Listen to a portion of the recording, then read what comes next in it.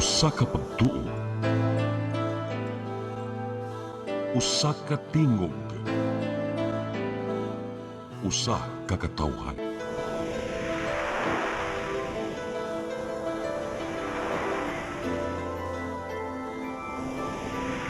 Cebu Catholic Television Network.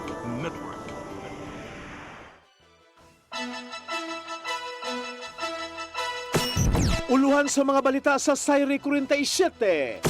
ASEAN Tourism Forum 2026. Opisyal ng gibuksan kagabi. Welcome dinner. Gipahigayon sa Liberty Shrine. Pagpatigbabaw sa international law. Usa sa mga nasabutan sa ASEAN Foreign Ministers Retreat. Bureau of Quarantine misugyot. Paligunon ang monitoring aron dili makasud ang Nipah virus sa nasod. E-cigarettes nga flavor marijuana na sakmit. Duha ka mga suspitsado na dakpan. Sugbo, Kabisayan ug Mindanao, Pilipinas ug katawhan kutob maabot atong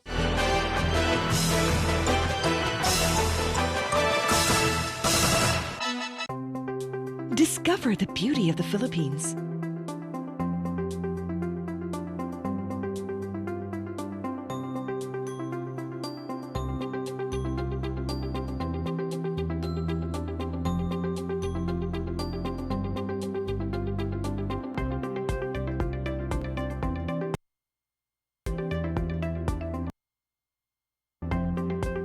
With Philippine Airlines, the country's flag carrier.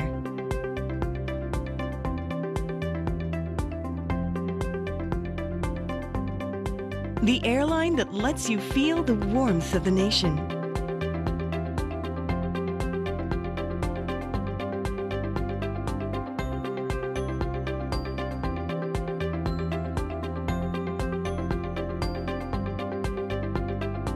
Mabuhay!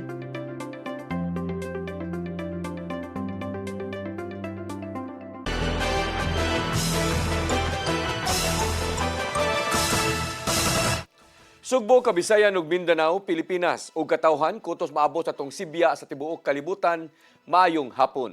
Live kita karon sa CCTN Channel 47 ug kini ang tulumanon sa nag-unang kasayuran nga angay natong masayran. Sa nga ni Attorney Danica Caballes, ako si Dennis Tabar ug kini ang Sayri 47.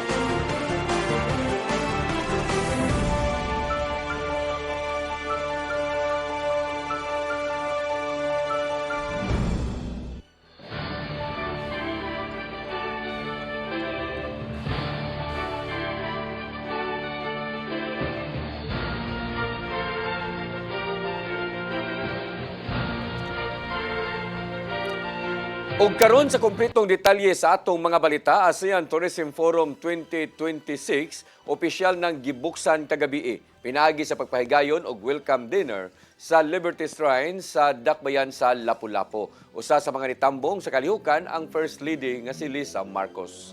Ang kasayuran ihatod ni Crystal Joy Filerca. 5 sa hapon kaghapong adlaw. Nagsugod na sa pagpangabot ang libuan ka mga delegado sa ASEAN Tourism Forum 2026 sa Liberty Shrine sa Barangay Mactan, Lapu-Lapu City para sa ipahigayon nga welcome dinner. Mainiton silang gisugat sa performance sa mga miyembro sa Lapu-Lapu City Arnis de Abanico.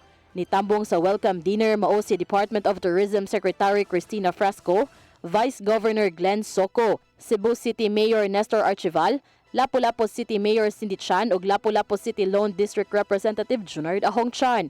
Wala makatambong si Presidente Ferdinand Marcos Jr. apan nitambong hinuon si First Lady Luis Araneta Marcos. Atol sa welcome dinner, ang mga delegado nakatilaw og nagkadaiyang Southeast Asian cuisine. Human nakakaon ang mga delegado, adunay gipahigayon nga mubong programa.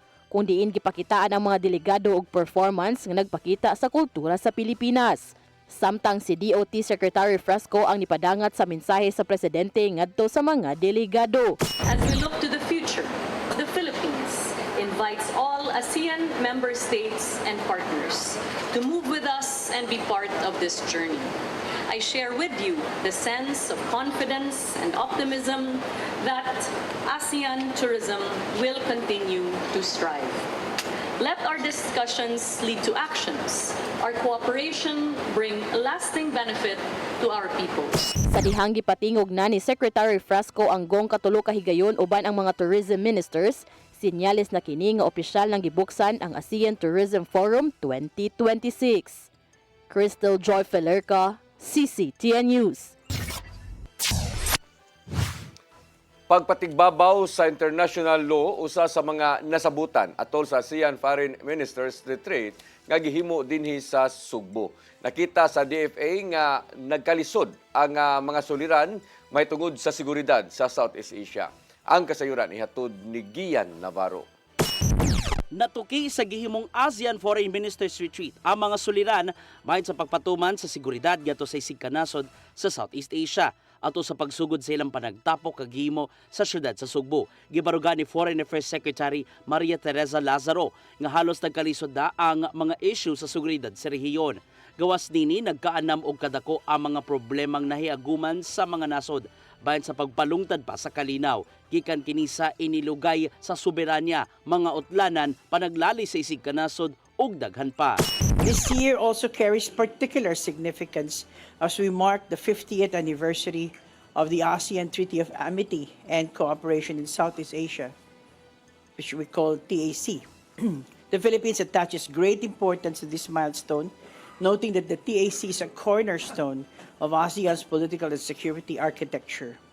It has provided the foundations for peace, stability, and cooperation in our region by enshrining principles that remain just as relevant today.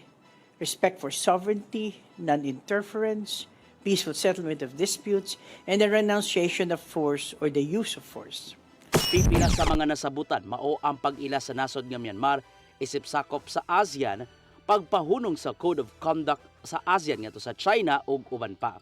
Mao kinahanglang ipatigbabaw si nasod ang pagtahod sa mga international laws. We welcome the positive momentum and progress achieved in the ongoing negotiations of the Code of Conduct in the South China Sea. We will endeavor to conclude the negotiations of an effective and substantive Code of Conduct that is in accordance with international law, particularly the 1982 UNCLOS, within this year.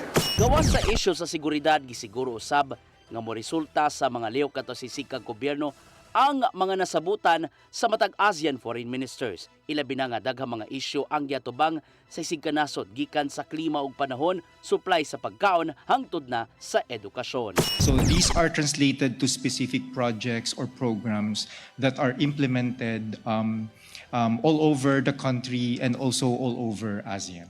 Ian Navarro, CCTN News. Kapin 300 ka mga sailors ug mga exhibitors gikan sa mga nasod nga sakop sa ASEAN misalmot sa travel exchange. Ilang gidalit ngadto sa mga buyers gikan sa 50 ka mga nasod ang mga serbisyo nga makapalambo sa ilang turismo. Ang kasayuran ihatod ni Crystal Joy Felerca. Dinhi sa Mactan Expo sa Lapu-Lapu City gipahigayon ang travel exchange nga kabahin sa mga kalihukan sa ASEAN Tourism Forum 2026. Dinhi nag-abot ang 124 ka mga sellers ug 222 ka mga exhibitors gikan sa mga ASEAN countries. Gibuksan kini kagahapong adlaw ug mulanat pa kini hangtod ugmang adlaw. Mato di Department of Tourism Secretary Cristina Frasco nga ang mga buyers dinhi nagikan sa 50 ka mga nasud. Ang mga exhibitors gikan dinhi sa nasud mao kadto mga hotel o resorts, travel ug tour agencies, airlines ug government agencies. Gawas sa Pilipinas, lakip sa mga nisalmot ang nasod nga Vietnam, Thailand, Indonesia, Laos, Cambodia, Malaysia, Myanmar ug Timor-Leste. Gidalit usab nila ang mga serbisyo sa ilang nasod nga makapalambo usab sa ilang turismo. Kagahapong adlaw sa wa pa ang welcome dinner, nibisita sa Travex si First Lady Liza Marcos uban ni Frasco ug Mayor Cindy Chan. Samtang kaganihang buntag usab, nibisita si Governor Pamela Baricuatro. Karon mo ikaduhang adlaw sa Travex ug ubay-ubay ang nagpakita og interes sa maong kalihukan. Sa dato sa DOT, adunay 271 ka mga buyers sa Travex. Nibutyag si Frasco nga pinaagi sa pagpahigayon ni ining ASEAN Tourism Forum, dako kining gikatampo sa ekonomiya sa nasod ilabi na gyud sa Sugbo. We're very honored to welcome buyers from over 50 countries as well as the tourism ministers from ASEAN countries, including our dialogue partners. The ASEAN Tourism Forum seeks to reinvigorate the tourism economy in Cebu as well as continue to support our national economy. Crystal Joy Felerca, CCTN News. Dugang pang mga plano aron palambuon ang turismo sa Southeast Asia hangtod na sa 2030 kilusad sa ASEAN. Nakita usab sa Department of Tourism ang paningkamot sa uban nga mga panginabuhi isip katabang sa paglambo sa mao nga sektor. Ang kasayuran ihatod ni Gian Navarro. Gilusad sa mga tourism ministers sa Association of Southeast Asian Nations ang dugang pa mga planong ipatuman alang sa turismo sa rehiyon pinagi sa ilang Tourism Sectoral Plan 2026-2030. Kini na ang sinugdanan aron masingusgan pa ang pagtinabangay alang sa long-term development plan. Adunay 5 ka mga priority areas ang sectoral plan nga ilang subayon gikan sa resilient tourism, pagpalambo sa mga nanarbaho sa mong sektor, mas sayon og hapsay nga pagbiyahe, digital tourism ug sustainable tourism diversification. Pinasubay among plano sa iniusang panglantaw sa ASEAN nga mao ang pagmanungtaron, competitive ug paglangkob sa tanan kon inclusivity. Subayon ang kalambuan ubos sa 5-year sectoral plan gikan sa gidaganon sa mga bisitang nangabot, tourism receipts ug nahimong bahin sa inter-ASEAN travel. The ASEAN Tourism Conference and the ASEAN Tourism Forum here in Cebu provide a platform for dialogue, partnership, and cooperation across governments, industry, and stakeholders, supporting solutions that respond to shared challenges and opportunities. It will help us define what we seek to achieve and define what we present, how we present kind of the ASEAN region to the world through data-driven marketing, through digital engagement, and through strategic partnerships.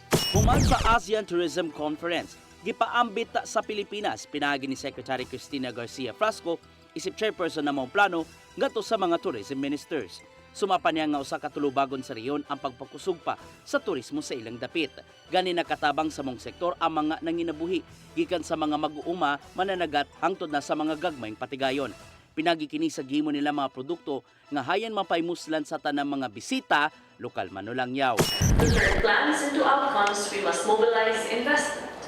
The Philippines will advance the ASEAN Sustainable and Resilient Tourism Investment Outlook to help surface investment-ready projects and build credible pipelines in close dialogue with our economic counterparts. Ilaw sab sa Tourism Minister gikan sa Singapore ang tema sa ASEAN Chairmanship sa Pilipinas nga mao ang pagsubay sa usalang kapadulngan paingon sa kalambuan. Our air and sea links are the modern currents that carry this barangay, our barangay forward, connecting our diverse cultures into one resilient regional circuit.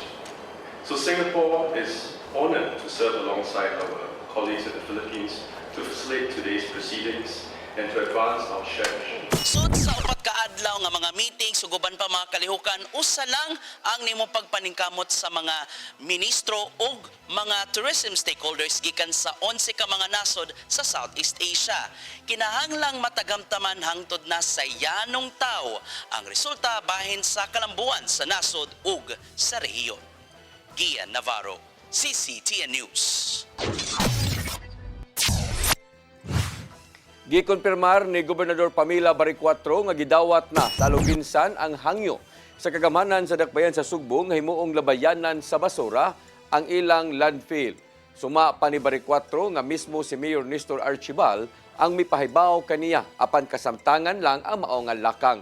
Samtang gipaabot na lang usab nga mag-abli ang laing landfill sa barangay sa dakbayan sa Toledo karong Abril.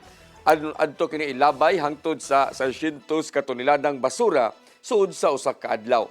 Kini ang nahimong resulta ni Mayor Archibal sa papakig-alayon sa mga kalungsuran human gisirad-an ang Binaleo landfill. Samtang giumol sa Department of Environment and Natural Resources ang ilang independent team nga mususi sa ginangatan sa Binaliw Landfill. Pinagi niini, naninguha ang ahensya nga manubag ang mga responsable sa pagkahugno sa maong labayanan sa syudad.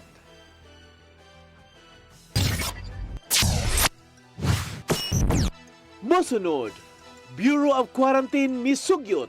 Palig-unon ang monitoring aron dili makasud ang Nipah virus sa nasod. Kana og daghan pa mga balita sa pagbalik sa Sayre 47.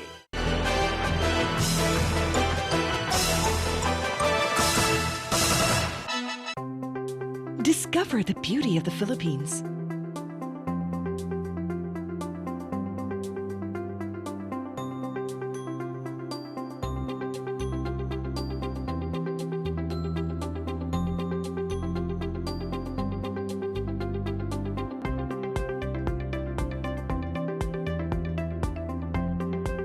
With Philippine Airlines, the country's flag carrier.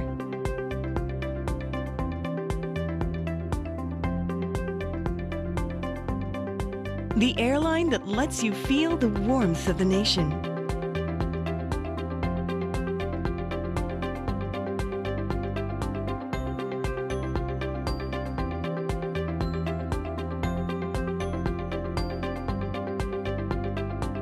Mabuhay!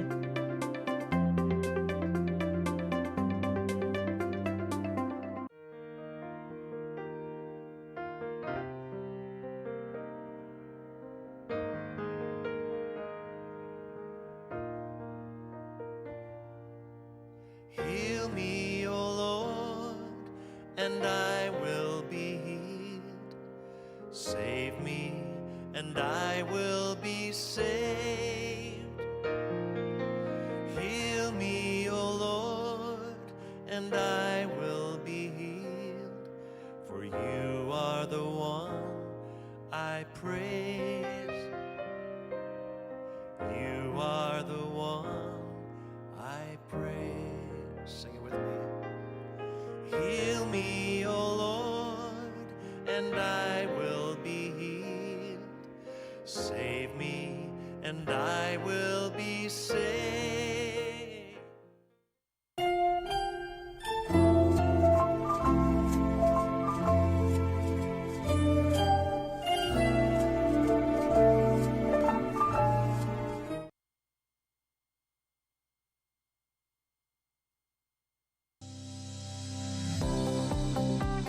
That portion was brought to you by Grab and Move It.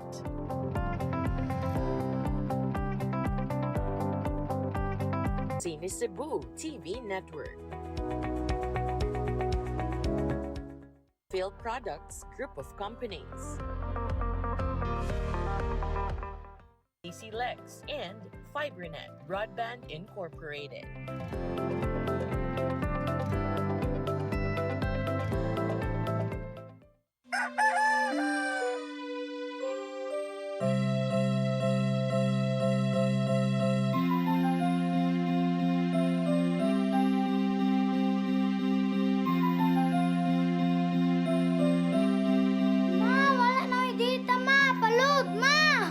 Sorry ma'am, na late ko.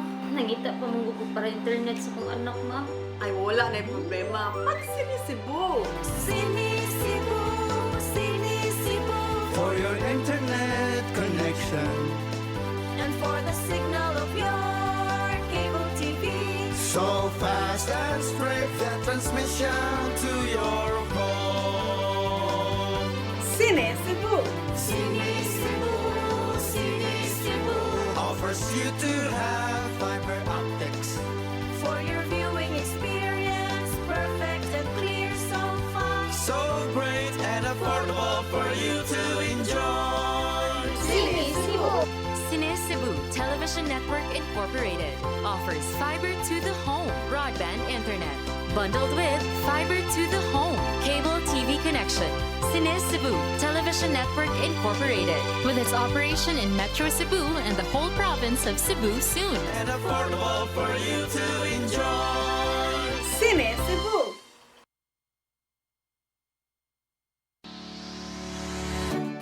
Looking for the best internet deals in Negros Oriental? Field Products Negros is here to bring you fast, reliable, and affordable internet with plans made just for you.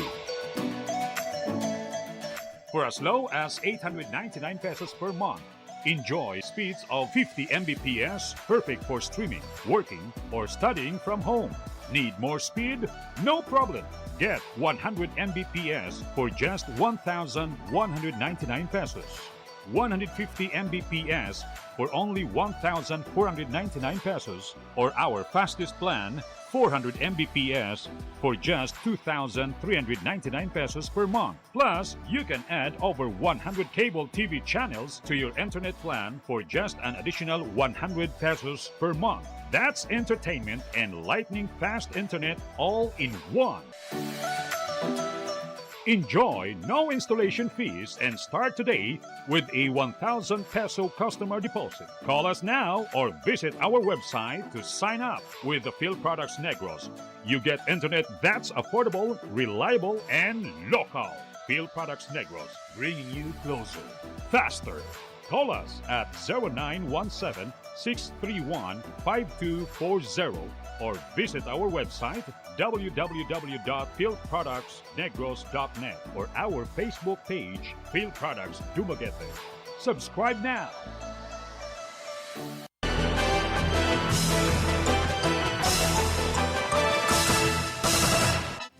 Balik sa ato mga balita, Bureau of Quarantine misugyot nga palig-unon ang monitoring anon dili makasud ang Nipah virus sa Pilipinas karong nagkadaghan na nga naigo niini dito sa nasod sa India. Sa kasabtangan, way gipatumang restrictions ngadto sa mga musud o gawas sa nasod.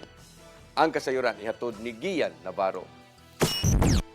Misugyot ang Bureau of Quarantine nga bantayan aron kalikayan ang nagkanam nga pagkatap sa Nipah virus imbes nga limitahan ang lihok sa mga bisita. Kining gipaybaw sa Department of Health subay sa mga natalang kaso sa mong sakit sa West Bengal, India. Suma pa ni DOH spokesperson, Assistant Secretary Albert Domingo nga naghatag na ang BOQ og impormasyon o mga educational materials aron pagpasabot bahin sa Nipah virus ngadto sa tanang mga port of entry sa Pilipinas. Sa kasamtangan, walay gihimong sugyot ang gobyerno aron pahugtan ang pagbiyahe pasulod o paggawasda sa nasod. Maong wala nangumpiyansa ang BOQ sa mong sakit o mas mayong palig-unon una ang panglawas sa katawhan aron kalikayan ang mga sintomas. Karong nagpabiling abli ang mga utlanan sa nasod, pakusgan pa sa quarantine officers ang monitoring sa kahimtang sa panglawas sa tanang mga bisita. Gikan kini sa thermal scanning hangtod na sa online health declaration aron mapanalipdan ang nasod sa mong virus. Matod sa World Health Organization nga sa kamatang sa zoonotic virus ang Nipah virus diin may mo kining makontaminate ngadto sa tao. Ana sa 40% hangtod 75% ang mortality rate og magtinakdanay pinagi sa close contact o di baka makakaon og infected nga karne. Ang mga sintomas sa Nipah virus mao ang hilanat, labad sa ulo, myalgia, pagsuka o pagpanakit sa tutunlan. Gian Navarro, CCTN News. Cash clerk nga nakadispalko og kapin 3 milyones ka pesos nga buhis pasakaan na og kaso. Samtang nagpatuman na usab ang syudad og mga internal nga lakang aron malikayan ang nahitabo nga insidente. Ang kasayuran ihatod ni Mary Rose Sagarino. Nakapasaka na ang kagamhanan sa syudad sa Mandawi og kasong kriminal ngadto sa Office of the Ombudsman batok sa cash clerk nga giingong nakadispalko og 3.3 milyones pesos nga buhis. Giila ang cash clerk nga si Mary Lea Kimbo. Giingong wala niya marimit ang kapin 3 milyones pesos nga occupational og business tax. Matod ni Attorney Gonzalo Maligon, ang city administrator, nga nadakit na ang kaso ngadto sa ombudsman. Gitangtang sa trabaho si Kimbo Oktubre miaging tuig human sa investigasyon sa syudad. Importante na himo na sa city ang iyang dapat buhaton. Una, gi-dismiss, and then the next is the criminal case. Pag-awas sa itong story, may mga tao, may filing criminal. I-filean ginato. Pero di mo na dali-dali nga, bitsulan dayon. But as I've said, untimely maguto kay Mom Tino, maguto pagkahuman dayon, out of the kuan kay siya nga news ba.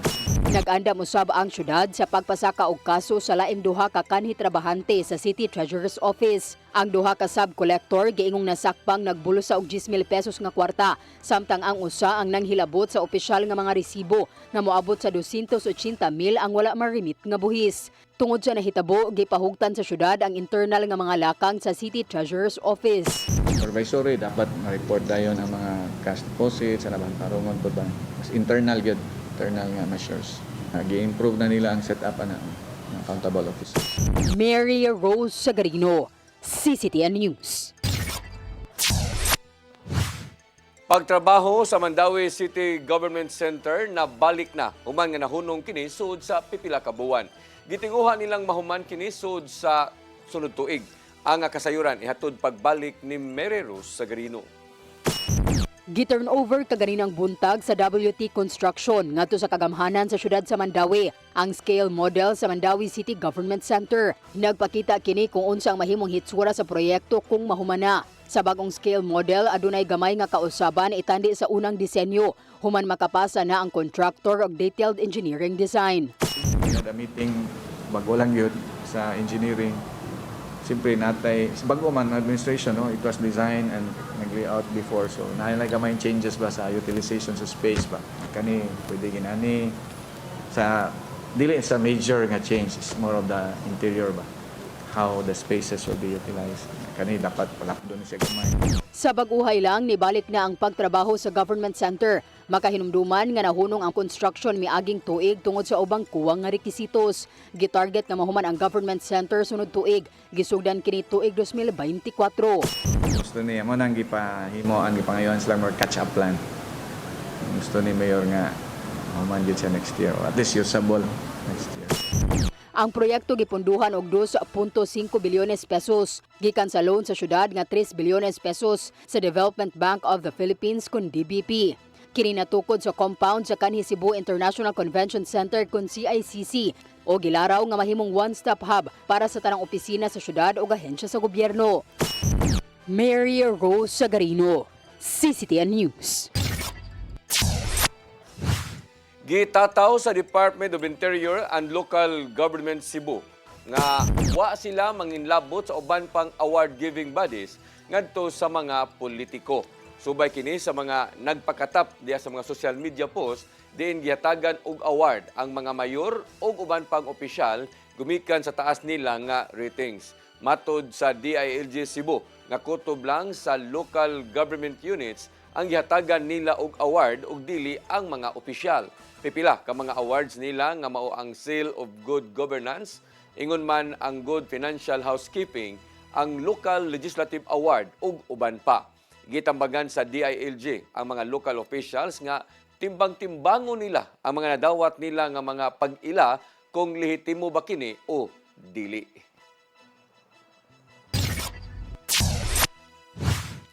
Posibleng mawagtangan og allowances ang mga barangay workers kung magmagahi sa ipatuman nga anti-noise ordinance sa syudad sa Sugbo. Kini ang nakita ni Vice Mayor Tomas Osmeña dungan sa pagtataw nga dili di ay mandatory ang hapaghatag og hangtod 5,000 ka pesos nga monthly allowance ngadto sa mga barangay tanods o uban pang mga kawani. Plano ni Osmeña nga multahan og tag 500 pesos ang kada violations nga natala sa ilang barangay gumikan lang sa pagsaba-saba. Maong mahurot kini kung dili sila magpakabana.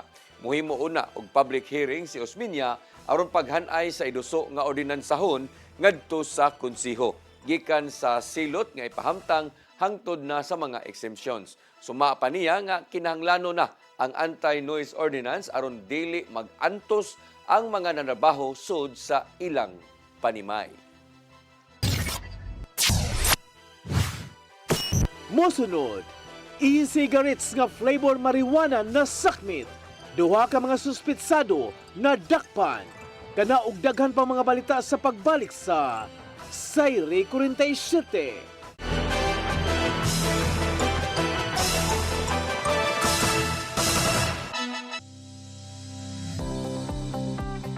That portion was brought to you by Grab and Move It.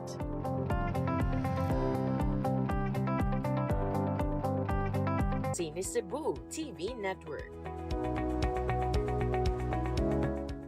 Phil Products Group of Companies. CC Lex and FiberNet Broadband Incorporated.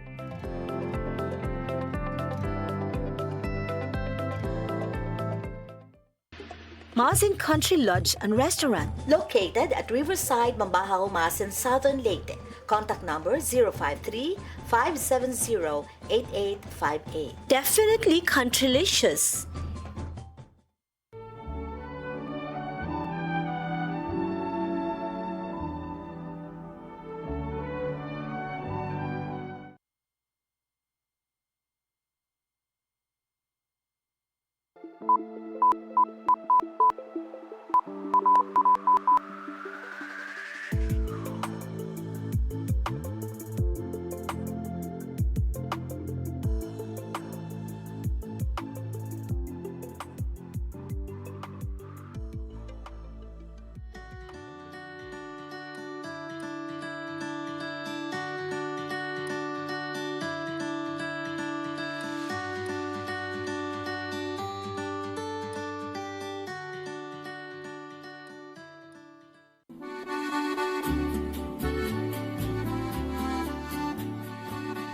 If you love the beautiful Italian furniture you are surrounded when you travel in Italy or anywhere in Europe, now you can find already in the Philippines with our different branches in Luzon, Visayas, and Mindanao from the multi-awarded Italian export furniture manufacturer based in Cebu. You can visit our showrooms in SM Lemery, SM Lipa Batangas, Kingpo Boulevard, Davao City, SM Mindpro, Zamboanga, SM Seaside Cebu, Limkitkai Cagayan de Oro, North Reclamation Cebu, Banilad Cebu, and other showrooms nationwide. You can have the best Italian quality designs and finishing of your dreams. Giardini del Sole. You will forget the price, but our quality will stay with you forever. Our Cebu Banilad showroom is located at Governor Cuenco Avenue, Barangay Gasambagan, Cebu City. The SM Seaside showroom, second floor, City Wings, SM Seaside, Cebu City. Visit our Facebook and Instagram pages for more information or visit our website at www.giardinifurniture.com. Giardini del Sole.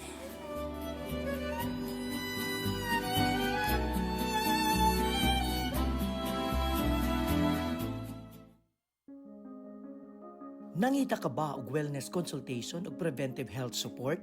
Ozone po will help, no? So pinapapasok niya kasi po ang oxygen sa cells. So there will be improvement po ng cellular function and reduction. When your blood are full of oxygen, well saturated with oxygen molecule, there are best outcome. At imano nato ang atong kahimsog pinaagi sa husto nga konsultasyon sa lisensyadong doktor. Some people, they are well versed with nutrition, but for others, they have very little idea of what the basics of nutrition are. Kaya with ozone therapy, kung makakatulong ito para mag-shrek ng mga tumors natin. Para sa professional consultation o general wellness services, bisitaha ang Ozone Med Wellness Clinic branches sa Davao, Bacolod ug Cebu. Your daily drive made effortless. For the ones who cross CC Lex daily, this is for you. Upgrade your daily travels with CC Lex RFID. No more fumbling for cash. No more waiting in line. Because your time matters. Get your free CC Lex RFID today. Fast, easy, and hassle-free. Visit cclex.com.ph and click register. Fill out your information. Choose an installation site and present the QR code sent to your email to the CC Lex RFID installer at our customer service centers. No time to register ahead. Walk-ins are welcome. Drop by the customer service centers and we'll have your CC Lex RFID registered and installed on the spot. Fast service, zero stress. Enjoy seamless and faster travels. Thousands of daily travelers have already made the switch from cash to CC Lex RFID toll payments. Don't get left behind. Choose convenience. Choose CC Lex RFID today.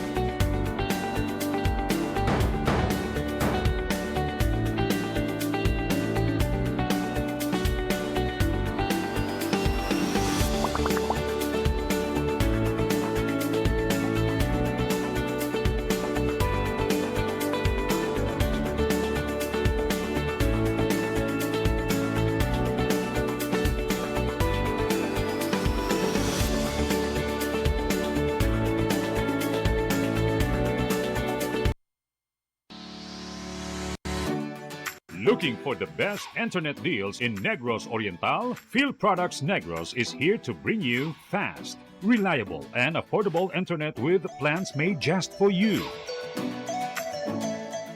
For as low as 899 pesos per month, enjoy speeds of 50 Mbps, perfect for streaming, working, or studying from home. Need more speed? No problem. Get 100 Mbps for just 1,199 pesos.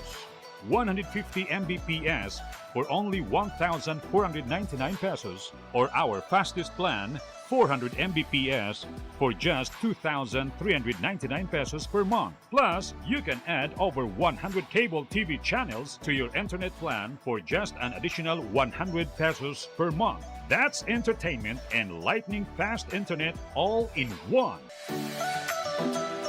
Enjoy no installation fees and start today with a 1,000 peso customer deposit. Call us now or visit our website to sign up with the Field Products Negros.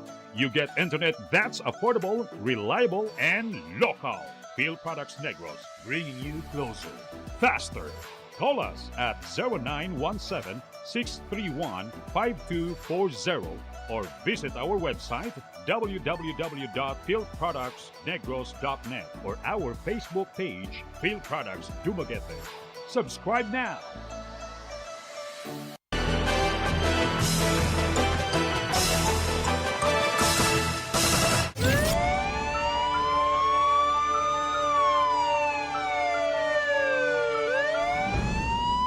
Balik sa atong mga balita, e-cigarettes nga naay marijuana flavor na sakmit sa mga sakop sa Philippine Drug Enforcement Agency kon PDEA-7.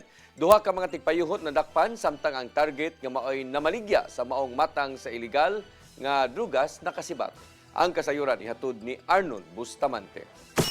Napusasan ang duha ka mga lalaki human mabaybat sa mga operatiba sa Philippine Drug Enforcement Agency, Cebu Provincial Office, PDEA Intelligence Operation Unit ug Bambaling Police Station sa Cebu City Police Office sa Cipadilla, Barangay Dulho, Fatima sa Dakbayan, Sugbo, alas 10:55 kagabi. Ang mga suspitsado giilan ni PDEA-7 Director Joel Plaza nga silang alias Penley, 18 anyos, tinun-an pinagi sa Alternative Learning System kun ALS nga residente sa sitio Plastikan, Barangay Dulho, Fatima sa siyudad sa Sugbo ug alias Jeric, 30 anyos, e-bike driver, taga Sitio Riverside sa mga barangay. Ang target sa operation nga si alias Zaira ang nakasibat human na makabantay sa mga sakop sa PDEA-7 sa Napita.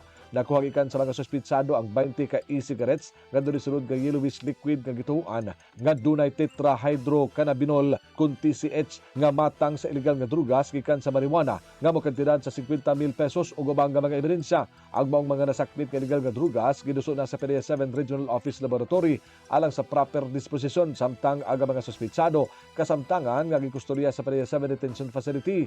Mato ni Lia Alcantara, ang information officer sa PDEA-7, nga duha ka semana nila nga gipaubos sa case build-up ang suspitsado nga igong mamarigya ay e-cigarettes nga marijuana ang flavor. Kasagaran siya aga mga kliyente mao aga mga call center agents, langyaw o mga naa sa mga high-end nga mga imnanan. Si Penley nadakpan na kaniadto og nasulod sa Operation Second Chance sa kaso sa illegal nga drugas.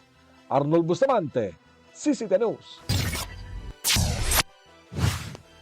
Jeep di Pasiroan nga nawad-an og break nalimbuwad sa Veterans Drive sa Neville Hills, Barangay Lahog ning Dakbayan sa Sugbo.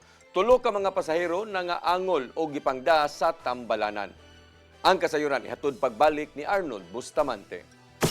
Nalimbuan ako sa ka-jeep ni Pasiroan nga nawagtangan og break sa Cebu Veterans Drive sa Neville Hills sa Barangay Lahog sa siyudad sa Sugbo. Alas 11 gani nagbuntag diin tulo ka mga pasahero ang naangol nga daling gidala sa tambalanan.